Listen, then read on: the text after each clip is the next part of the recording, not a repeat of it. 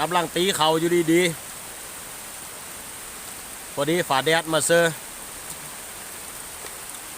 ยังหน้าสองเหือยนั่นให้เลยอีแล้วเอาเลยมาขูดเอาบ่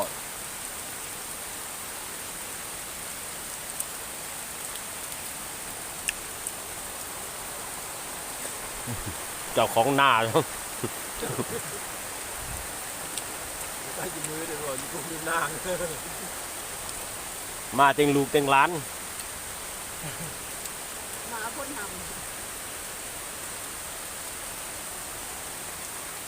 เจอดำเดือดเจอที่ใจเนี่ยที่เกี่ยวหน่อยของเลี้ยงมาเนี่ยในหมู่บ้าน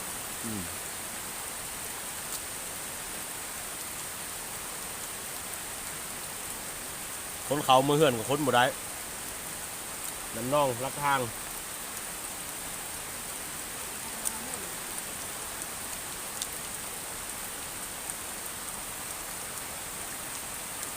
หลังจากฝนตกมาเป็นเวลา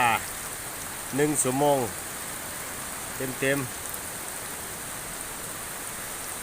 กินข้าวก็กินอิ่มละหาพ้นเอื่นกับเอื่นถ้าตีเขากับบริตีนั่นนี่แต่ว่าลองเบิ้งนี่คนเอื่นจะเลยตีเท่านั้นแหละเขานี่ก็ได้น้ำกับมุน้องเฮงปะเลอแล้วน้ำก็ได้นี่จอบกำลังเป็นน้ำกาแฟนี่ขึ้นหนักน้ำก็ได้สมควร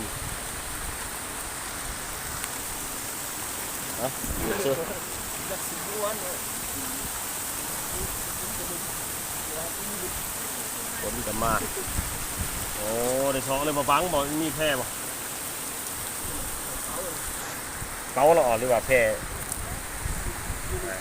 แต่ออมเสื้อผ้าพ่นฟูนี่หนาวแล้วจากฝนตกมาเมื่อกี้นี่หมดเลยบอลกองเขาเมื่อกี้นี่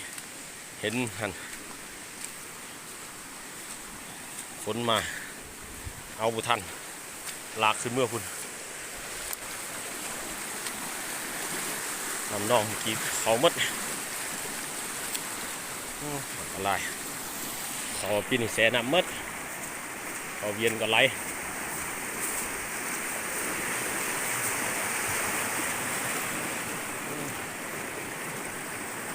เพิ่งแห้งเฮงฝากเบื้องนั่นเขายังพันในตี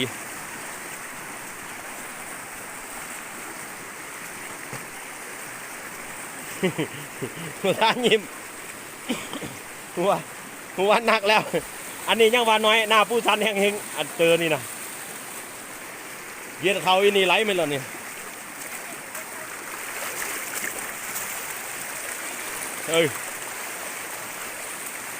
เป็นตัวเลือดขามไปทางนั้น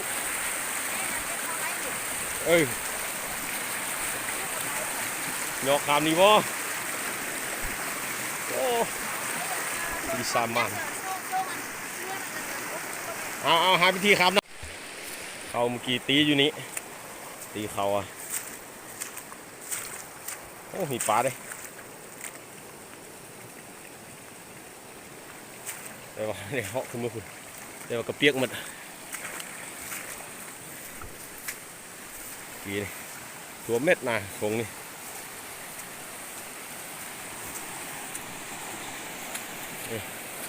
ก่อนเขาแถวนี่ไหลมัดบุทันเอาใดก่อนใดตะกี้เวียนกี่กำเลยเนาะปะยืดเพ่งคุณพอขึ้นมาคุณมัด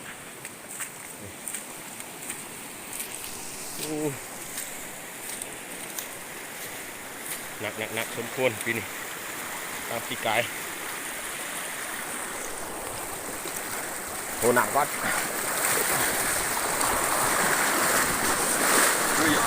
เยอะ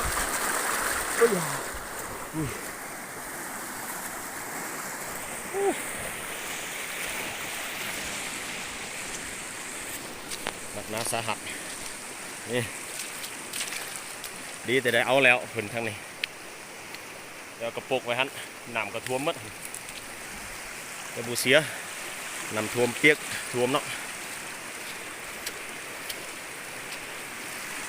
เป็นวังน้ำเมิดตรงนี้กลับคืนมาซอยเอารถซอยพอเอาก่อนเมื่อกี้เอาหัวจักรออกได้แล้ววันนี้ยังห่างมัน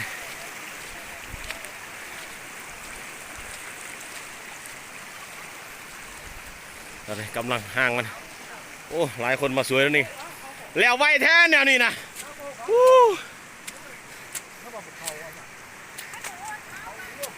ท้ายคนนั้น แล้วเมื่อกี้บุเลิกเอามาแล้วเมื่อกี้นี่เปียกแล้วบ่ หัวมันเอาออกแล้วหัวมันน่ะท้ายมันเอาออกข้างในมันน่ะโตมันมาง่ายหัวมันได้แล้ว งัดตั้งนานไหนงัดตั้งนี่ไหน ไปเน่งล้างซ้ำมือน่ะมาเป็นมือกองให้เท่าอ่ะจอบแล้ว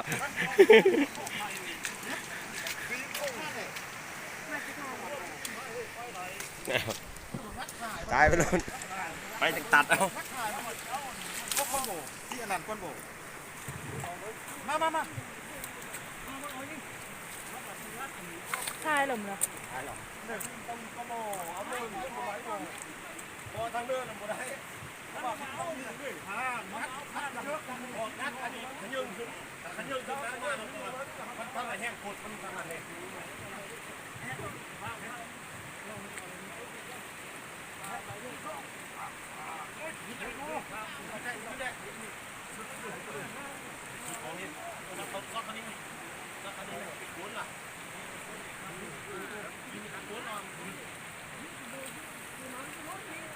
เลิกกันอย่างนี้กันเลิกมาเกี้ยกันมาหัวนั้นเดียวอ่ะกันไทยเกลือเม็ดเอาเจ้าคนอื่นนั่นมันเจ้ารถยายไปนะที่มาเจอหนู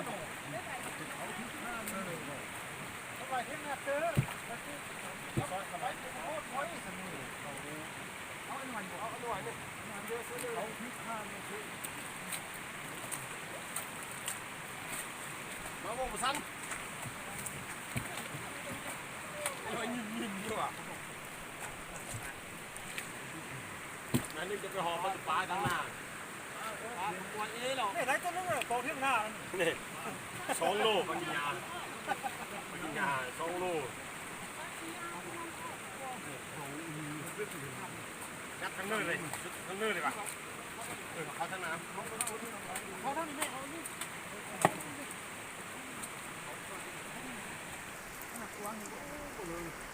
กูบอกว่าเที่ยวหนึ่งเที่ยวหนึ่งเท่าไหร่กูก็เอาเป็นเหล้ากินหัวเขาเลยเอาข้าก็ข้าหัวแล้วมันถึงข้ามันข้าไม่ได้อยู่นั่นแหละเขาไม่เขาไม่บอกเขาอยู่แต่ว่ามันสั่นเนี่ยมันหัวเลยมันถูกดิ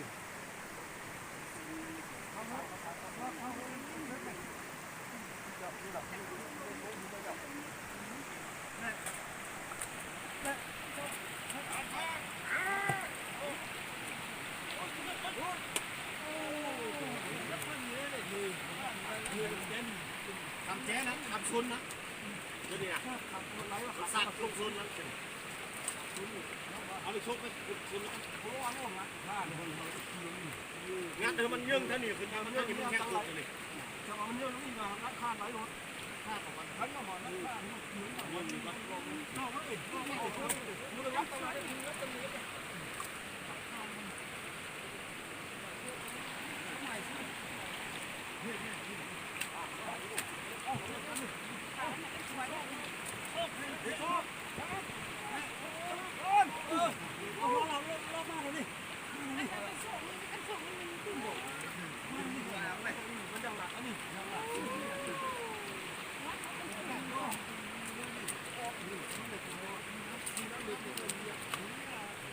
เลือดแม่นี่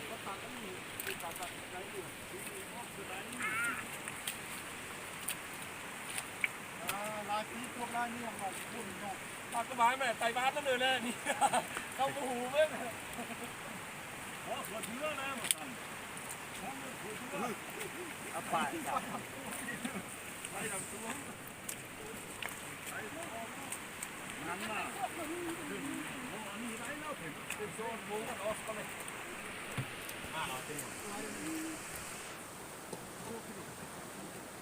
โอ้บุกวันเนื้อนั่นนะ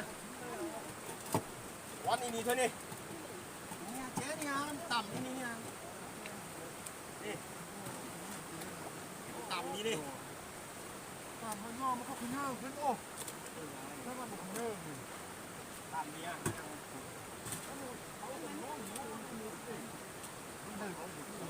สาเหตุหลักคือตัวเป็นนั่นนี่แล้วสาเหตุหลักซ้อนเลยซ้อนเลยไอ้ซ้อนนี่ไปได้ผมครับร้านมันอย่างก็เป็นเรื่องขึ้นบ่ลุกนอนขนาดนี้เอาตอนนี้เลยจบราชีเอา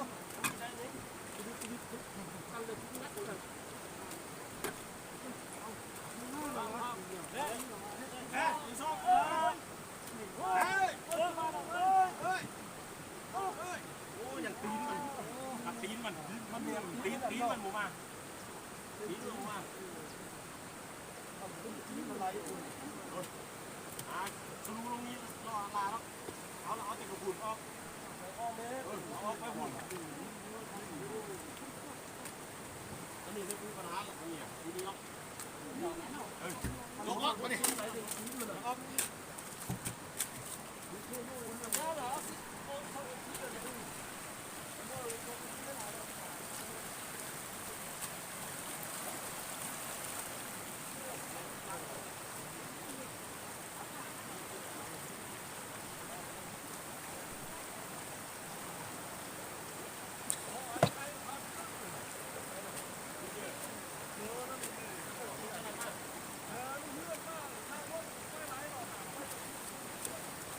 ไปไหนเนื้อป้านี่เหรอไปไหนเนื้อ